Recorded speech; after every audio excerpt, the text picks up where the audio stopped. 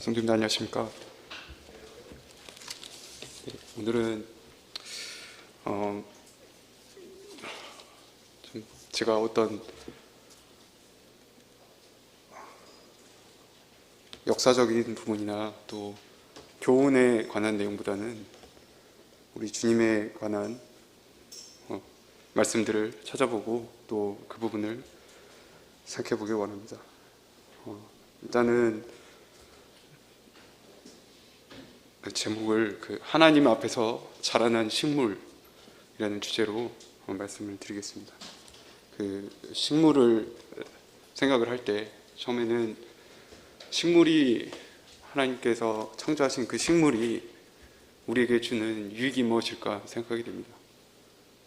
식물을 개인적으로 좋아하는 편은 아니지만 그래도 그 식물을 볼 때 식물이 주는 싱그러운 그 생명의 냄새가 있고 또 생명의 힘을 느끼게 합니다. 하나님께서 식물을 지으실 때 그런 아름다움을 생각하게 하시고 또 사람으로 하여금 그 보이는 아름다움과 그 냄새로 좀 만족을 얻게 하신 것 같습니다. 그래서 이 식물을 생각할 때 우리 주님의 모습을 잠시 생각해 볼 수 있게 되는데 시편 45편 8절에서 이제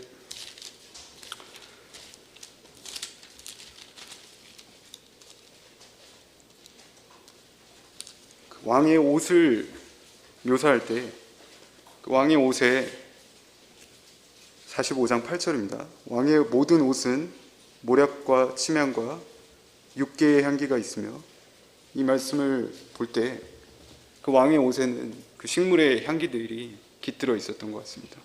우리 주님의 옷에서, 옷깃에서 그런 진한 향이 나지 않았을까? 또 우리 주님의 입술이야말로 가장 향기로운 모략의 냄새를 머금고 있지 않았을까 생각하게 됩니다. 그래서 식물의 특징은 참 그 아름다움이라고 할 수 있는데, 그 말씀에서는 솔로몬의 모든 영광으로 입은 것이 꽃보다 못하다고 말하고 있습니다. 그만큼 하나님께서는 식물을 아름답게 지으셨습니다. 그리고 우리 주님이야말로 하나님 앞에서 가장 아름다운 식물이었던 것 같습니다.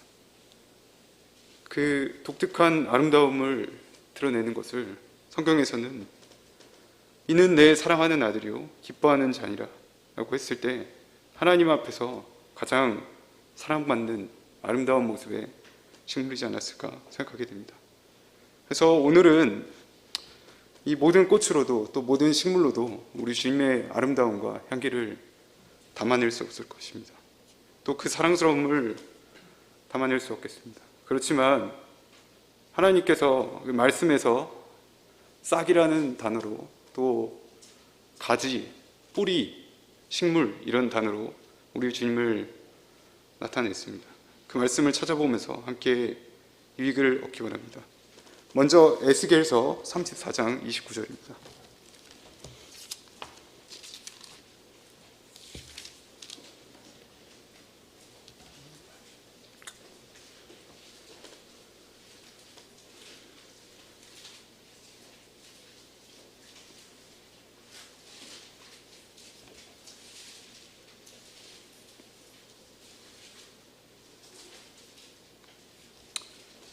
읽겠습니다. 내가 그들을 위하여 파종할 좋은 땅을 일으키리니 그들이 다시는 그 땅에서 기근으로 멸망하지 아니할지며 다시는 여러 나라의 수치를 받지 아니할지라. 29절에서 우리 성경에서는 그들을 위하여 파종할 좋은 땅을 일으키겠다고 하나님께서 예언하셨습니다. 말씀하셨습니다. 근데 다른 성경에 보면 내가 그들을 위하여 유명한 초목을 일으키겠다, 유명한 식물을 일으키겠다, 이런 번역을 찾을 수 있습니다. 그리고 이사야서 53장 2절입니다. 성도님들께서 자주 아시고 또 제가 예배 시간마다 즐기는 말씀인데요.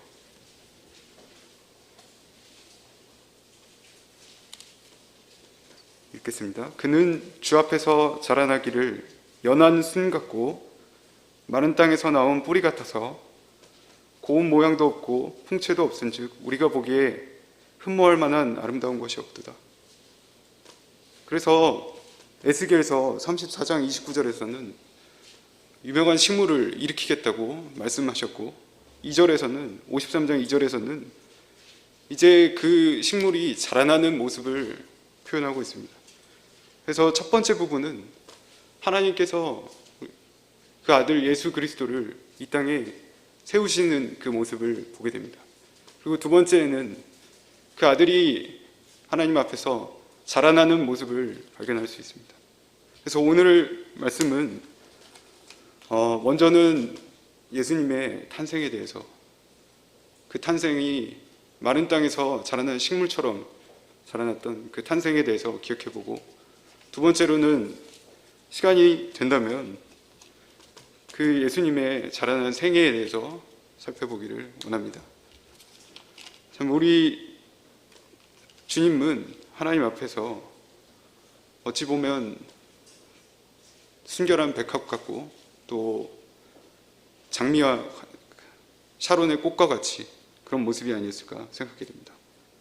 식물의 잎과 같이 국가를 회복시키는 모습을 취하셨습니다. 포도나무 열매같이 하나님과 사람을 모두 기쁘게 하시는 분이었습니다. 또 모략과 알로에, 또 육개처럼 고난으로 그 향기를 나타내시는 분이셨습니다. 그래서 이 일으키셨다라는 그 말씀을 생각해 보게 될 때 마태복음 1장의 주님의 계보를 기억해 보게 됩니다. 마태복음 1장에서 그 계보는 참 불명예스러운 은혜의 계보였습니다. 창세기 38장에 보게 되면 유다와 그 자손의 계보를 보게 됩니다. 유다는 정상적인 방식으로 자기 자손을 배출하지 못했습니다. 베레스의 출생은 유다와 그 며느리 다말 사이에서 낳은 자녀인데, 신명기 23장 2절에서 보면 분명히 이렇게 기록하고 있습니다.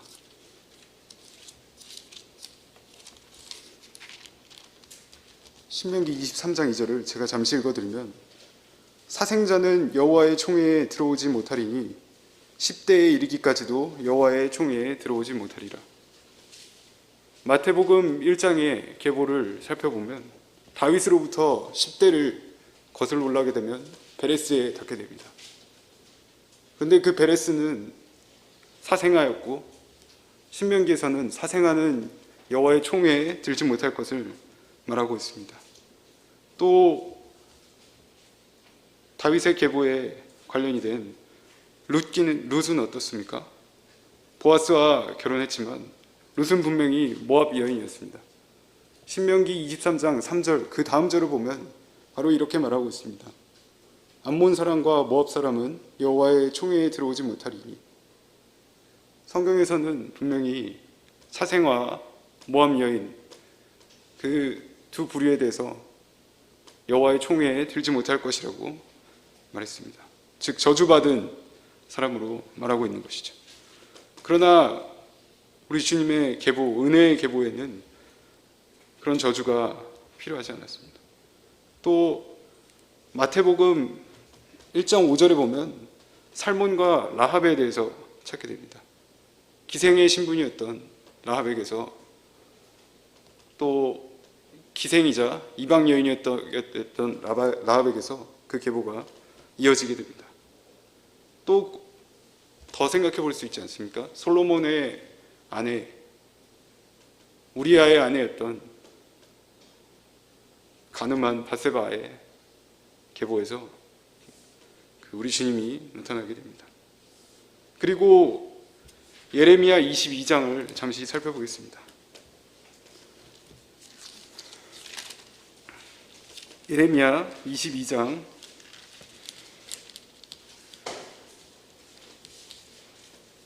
24절부터 잠시 읽어드리겠습니다.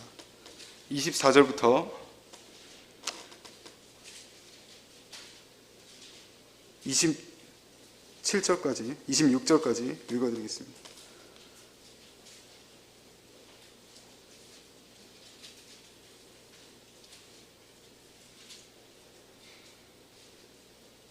여호와의 말씀이니라. 나의 삶으로 맹세하노니 유다 왕 여호야김의 아들 고니야가 나의 오른손에 인정받으리라 할지라도 내가 빼어 내 생명을 찾는 자의 손과 내가 두려워하는 자의 손, 곧 바벨론의 왕 느부갓네살의 손과 갈대아인의 손에 줄 것이라.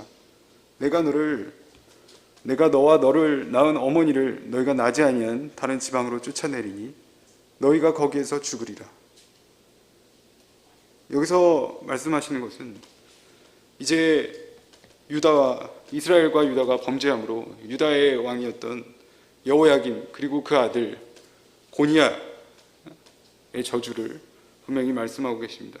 30절에서는 그래서 결국 그 저주의 마침표를 찍으시게 됩니다. 여호와께서 이와 같이 말씀하시니라. 너희는 이 사람이 자식이 없겠고 그의 평생 동안 형통하지 못할 자라. 기록하라. 이는 그의 자손 중 형통하여 다윗의 왕위에 앉아 유다를 다스릴 사람이 다시는 없을 것임이라 하시니라. 이 저주를 읽게 됐을 때 고니야 이후로 그 고니야의 유다 왕조에 피해서 다시는 유다의 왕국을 다스릴 사람이 없을 것이라고 저주를 받게 되었습니다. 이제까지 그 모든 저주가 있었지만 그 저주 가운데서도 은혜의 계보는 이어져 왔습니다. 그리고 22장 30절에서 유다 왕조의 범죄로 또 다윗의 자손들의 범죄로 말미암아 이제 다시는 왕국에서 왕국을 통치할 자가 나타나지 않을 것이라고 말씀하셨습니다. 이 고니야는 그리고 이 유다 왕국은 손가락에서 빼어낸 인장반지같이 더 이상 사용받지 못하는, 더 이상 신뢰받지 못하는 권위가 되어버렸습니다. 다시는 그 인장반지가 반지의 역할을 수행하지 못하도록 이제 주인이 빼어서 버려버린 것 같이 된 것입니다. 그러나 예레미야에서 이렇게 말씀하셨지만 23장에서 다시 또 의로운 가지가 날 것을 말씀하십니다. 저주받은 유다 왕국, 또 저주받은 고니야의 피해서 이제 23장 5절을 읽어보도록 하겠습니다. 여호와의 말씀이니라. 보라, 때가 이르리니 내가 다윗에게 한 의로운 가지를 일으킬 것이라. 그가 왕이 되어 지혜롭게 다스리며 세상에서 정의와 공의를 행할 것이며 그의 날에 유다는 구원을 받겠고 이스라엘은 평안히 살 것이며 그의 이름은 여호와 우리의 공의라 일컬음을 받으리라. 그래서 언뜻 보면 참 이해가 되지 않는 말씀입니다. 예레미야 22장 마지막에서 분명히 하나님께서는 고니야에게 또 유다 왕국에 대해서 저주를 말씀하셨는데 5절에서는 의로운 가지를 일으키시겠다고 말씀하셨습니다. 그리고 그가 왕이 된다고 말씀하셨습니다. 다시는 왕위에 앉을 자가 없다고 말씀하셨는데 왕이 된다고 말씀하셨습니다. 그리고 유다 왕국을 통해 이루지 못한 하나님의 계획을 그가 이룰 것을 말씀하십니다. 학개와 학개 2장 23절을 읽을 때도 분명히 스룹바벨에 대해서 말씀하시는데 하나님께서 스룹바벨을 인장으로 삼으시겠다라고 말씀을 하십니다. 이렇게 회복에 대한 말씀을 하실 때 바로 우리 주님에 대해서, 예수님의 탄생에 대해서 말하고 있는 것입니다. 누가복음 1장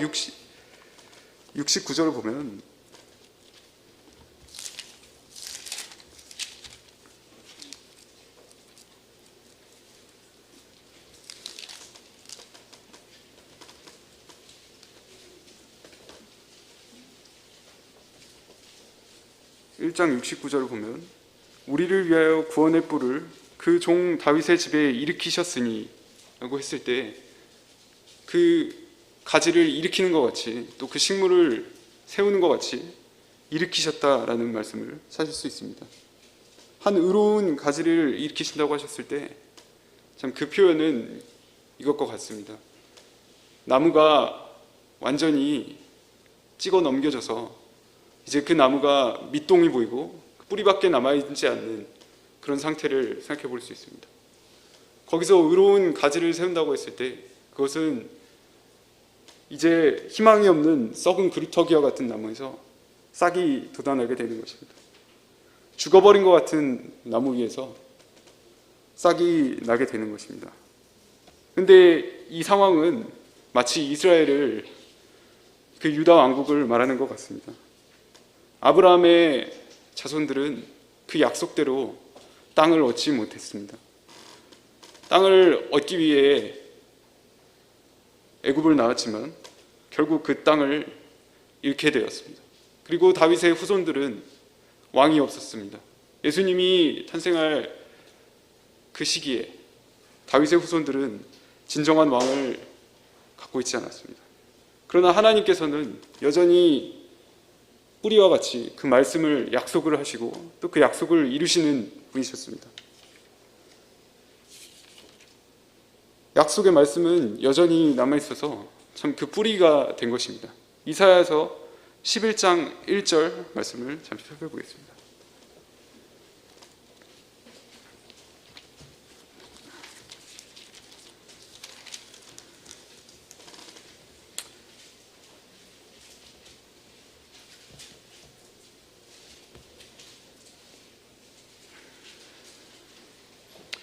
예, 이사야서 11장 1절입니다.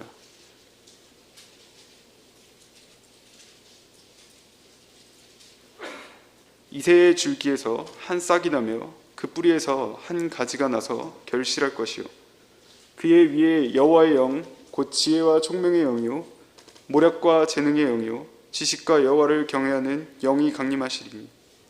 이 말씀을 읽을 때도 싹, 가지, 또 식물 이런 표현들과 동일한 예언을 찾을 수 있습니다.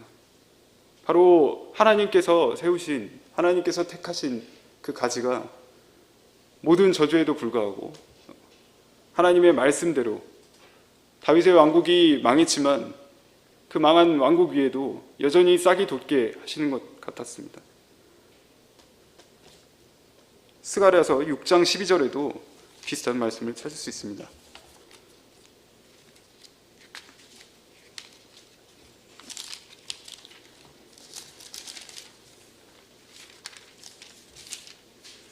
죄송합니다.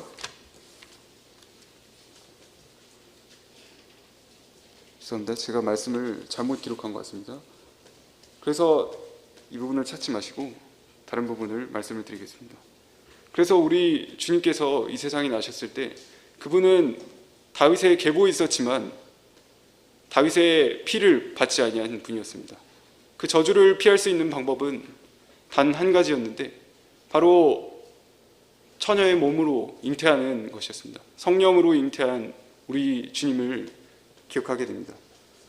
주님께서는 요셉에 의해서 다윗의 계보로 인정받게 되었지만 하지만 다윗의 피를 계승하지 않은 마리아의 몸에서 난 저주를 피할 수 있는 유일한 방법이었던 것 같습니다. 하나님께서는 그 모든 저주에도 불구하고 또 모든 상황에도 불구하고 주님을 나게 하시고 또 예수님께서 하나님 앞에서 자라나게 하셨습니다. 이사야서 53장 2절에서 마른 땅에서 나온 줄기 같다고 했을 때 그 마른 땅에서 나왔다는 그 표현을 생각해 보게 됩니다. 아주 척박한 환경이어서 아무도 예수님의 탄생을, 메시아의 탄생을 환영하지 않는 그런 듯한 모습입니다. 주님 앞에서 자라나기를 연한 순 같다고 했을 때 그것은 마치 하나님께서 돌보시지 않으시면, 하나님께서 잠시라도 살피지 않으시면 짓밟혀 쓰러질 것 같은 위태한 모습으로 있었던 그런 식물인 것 같습니다. 마른 땅에서 나온 뿌리 같다고 했을 때 그 식물은 어디서도 양분을 얻을 수 없어서 참 그 환경이 너무나 척박하고 식물이 자라는 환경이 너무나 그 태생과 맞지 않아서 어디선가 양분을 공급받아야 하는 그런 모습입니다. 하지만 하나님께서 주님을 세우시고 예수 그리스도를 세우시고 이 땅에 보내셨습니다. 그것이 하나님의 계획이었던 것 같습니다. 그래서 우리 주님께서는 하나님으로부터 공급받는 그 말씀이 양분이 되어 자라나게 되셨습니다. 전적으로 하나님의 말씀에 의지해서 하나님의 뜻에 의해서 자라나게 되셨습니다. 하나님의 뜻을 행하는 것이 그분의 기쁨이었고 또 그분의 힘이 되었습니다. 예레미야 17장 8절입니다.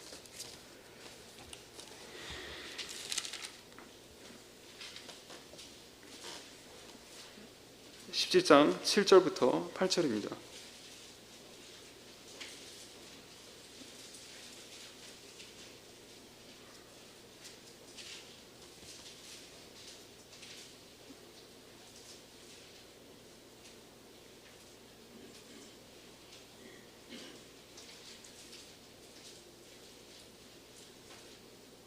그러나 무릇 여호와를 의지하며 여호와를 의뢰하는 그 사람은 복을 받을 것이라.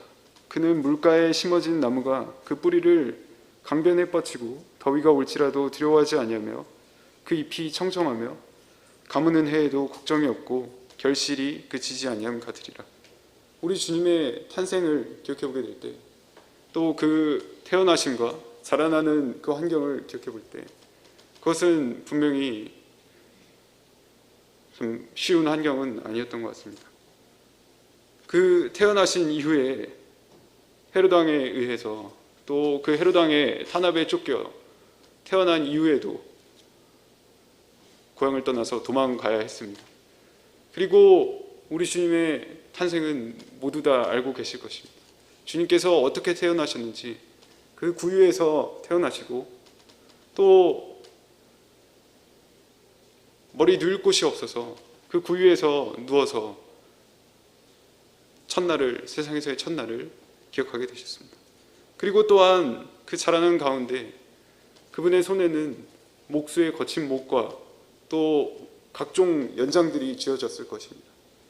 우리 주님은 절대 성전 안에서 참 여러 바리새인과 또 서기관들처럼 참 고품 있는, 또 품격 있는 모습으로 자라나실 수 없었습니다. 하지만 그 목수의 아들로서 태어나 자라나면서 항상 하나님의 말씀은 우리 주님을 주장하고 예수님의 삶을 주관하셨습니다. 이사야 61장의 예언의 말씀이 이제 주님을 통해 실현이 되었습니다. 의의 나무가 심겼습니다. 그리고 주님은 나사렛 예수, 나사렛에서 무슨 선한 것이 날 수 있겠느냐 한 그 나사렛에서 천대받는 출신이었지만 다윗의 자손 예수로 그렇게 세상에서 살아가셨습니다.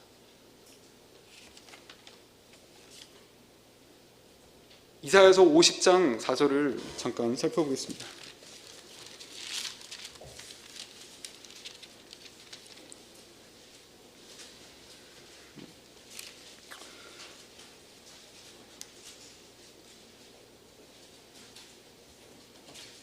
주 여호와께서 학자들의 혀를 내게 주사 나로 공고한 자를 말로 어떻게 도와줄 줄을 알게 하시고 아침마다 깨우치시되 나의 귀를 깨우치사 학자들 같이 알아듣게 하시도다.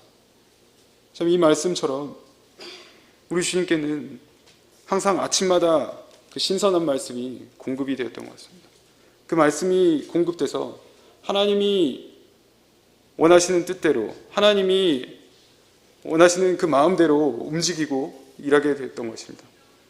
요한복음 4장에서도 이와 비슷한 말씀을 찾을 수 있는데, 나의 양식은 나를 보내신 이의 뜻을 행하며 그의 일을 온전히 이루는 이것이라고 하셨습니다. 그래서 우리 주님께서는 항상 아버지의 뜻을 마음에 두시고 또 그 아버지께서 자신을 세상에 보낸 그 목적대로 행하셨습니다.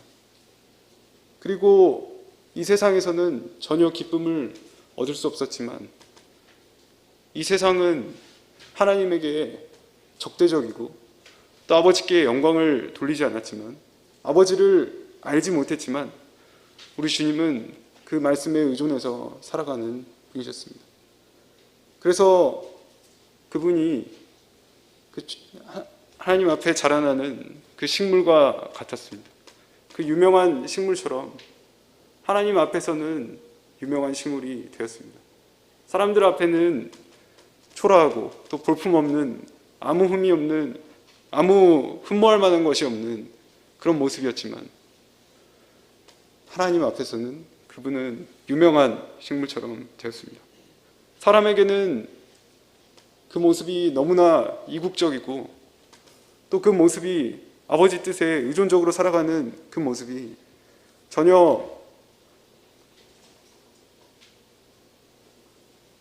흠모할 만한 것이 없었지만 하나님 앞에서는 그것은 참 사랑받는 모습이었고 또 향기로운, 하나님께서 즐겨 받으시는 향기와 같은 그런 향기를 내는 식물이었던 것 같습니다.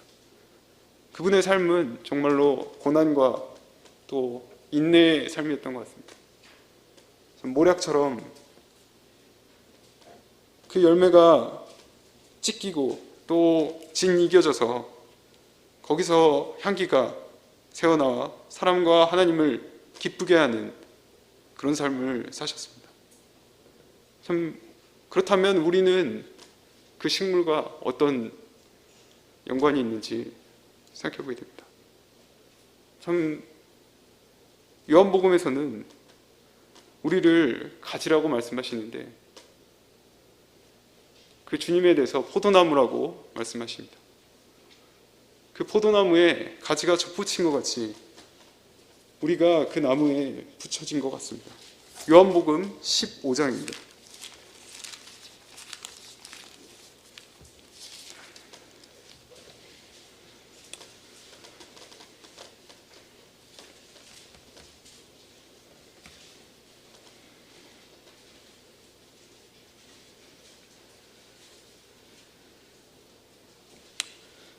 예, 15장 5절입니다.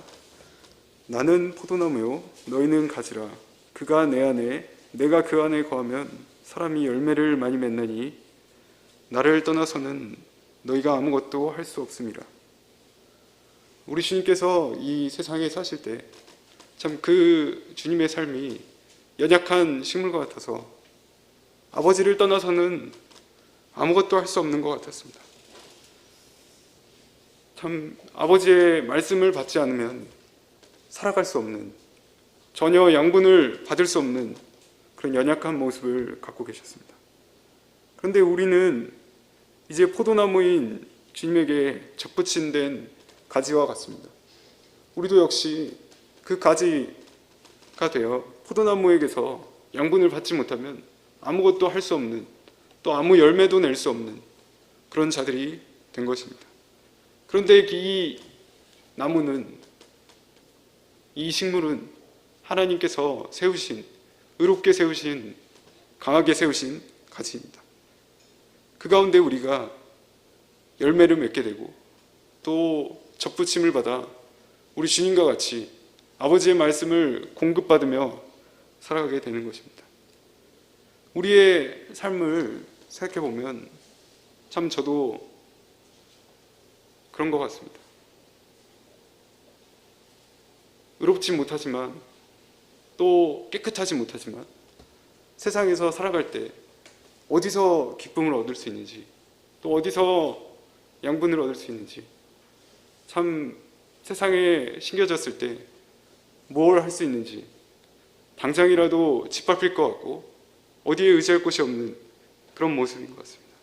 하지만 하나님께서 세우신 그 가지처럼, 또 하나님께서 힘있게 하신 그 주님처럼 우리가 주님께 붙어 있을 때, 또 그 포도나무 대신 주님께 붙어 있을 때 우리도 역시 가뭄에도 마르지 아니하는 나무처럼 그 말씀을 공급받고 또 그 은혜로 말미암아 살아가게 되지 않는가 생각하게 됩니다. 참 시편 52편 말씀을 읽을 때 이와 같은 말씀들을 기억하게 됩니다. 시편 52편입니다.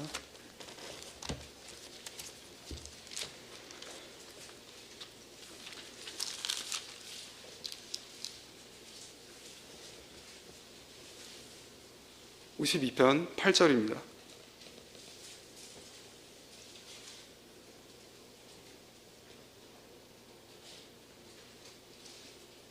그러나 나는 하나님의 집에 있는 푸른 감람나무 같으며 하나님의 인자하심을 영원히 의지하리로다.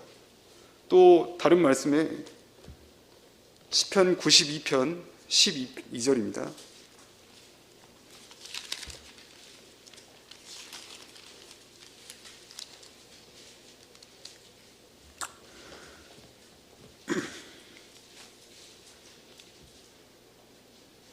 의인은 종려나무같이 번성하며 레바논의 백향목같이 성장하리로다.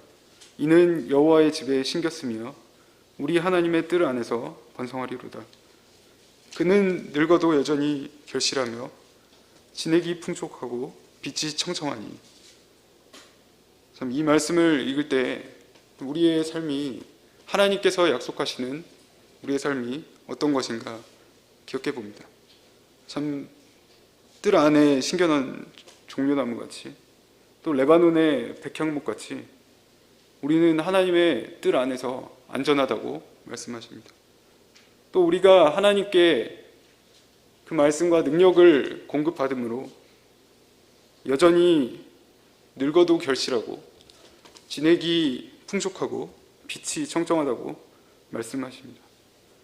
우리의 안전함은 바로 하나님께, 또 우리 주님께, 주 예수 그리스도 그 한 분 안에 붙어 있을 때 그 안전함이 있는 것입니다.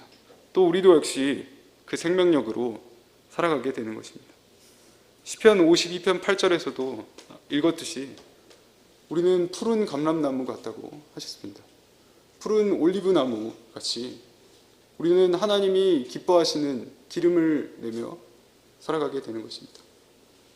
아까 예레미야 17장에서 읽었듯이 가무는 해에도 성성한 그 나무같이 우리가 바로 그런 삶을 살게 된 것입니다. 시편 63편 말씀을 보면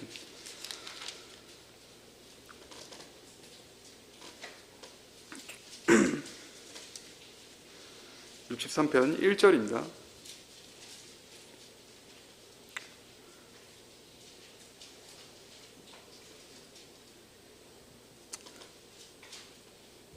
내가 간절히 주를 찾되 물이 없어 마르고 황폐한 땅에서 내 영혼이 주를 갈망하며 내 육체가 주를 앙모하나이다. 이 말씀을 읽을 때 마치 그 나무가 물을 찾아서 뿌리를 뻗치는 것처럼 그 나무가 이제 물이 모자라서 그 마른 땅에서 어떻게든 양분을 찾기 위해서 물을 향해 나가는 것처럼 우리 마음 역시 그 아버지의 말씀에, 하나님의 말씀에 그와 같이 굶주림을 느껴야 될 것입니다. 또 마르고 황폐한 땅에서 시편 기자가 외치는 이 소리와 같이 우리 마음이 절박한 가운데 바로 하나님께 나아가 그 말씀을 받아야 될 것입니다. 정리해보면 우리 주님께서는 하나님께서 세우신 의로운 가지였습니다. 그 환경이 척박하고 또 그 환경은 하나님께 적대적이었지만 하나님께서는 그 자신만의 방식으로, 당신만의 방식으로 놀랍게 그 가지를 세우셨습니다. 그 모든 저주에도 불구하고 은혜의 계보로서 그 아들 예수 그리스도를 나게 하셨습니다. 그분은 자라나는 가운데 오직 하나님의 말씀만이 자기 삶의 기쁨이 되었습니다. 또 하나님의 말씀만이 자신의 삶을 채우는 양식이 되었습니다. 아버지의 뜻을 행하는 것이 그분의 기쁨이었고 그분의 양식이었습니다. 그리고 그 주님은 하나님 앞에서 하나님에게 의존적인 삶을, 아버지께 의존적인 삶을 사셨습니다. 참 그것을 볼 때 우리 역시 이와 같은 모습으로 살아가야 될 것입니다. 우리는 가지와 같아서, 포도나무에 접붙임 받은 가지와 같아서 이제 그 포도나무에 붙어서 양분을 받고 살아가게 됩니다.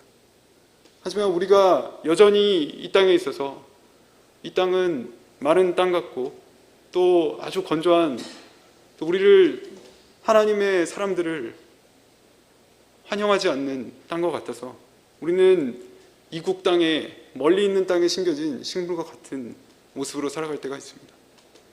그러나 시편에서 말하는 것 같이 또 우리 주님께서 말씀하신 것 같이 포도나무에 붙어 있을 때 또 그 아버지의 말씀에 거할 때 우리가 지내기 마르지 않고 또 여전히 결실하는 그런 모습으로 살아갈 수 있게 됩니다.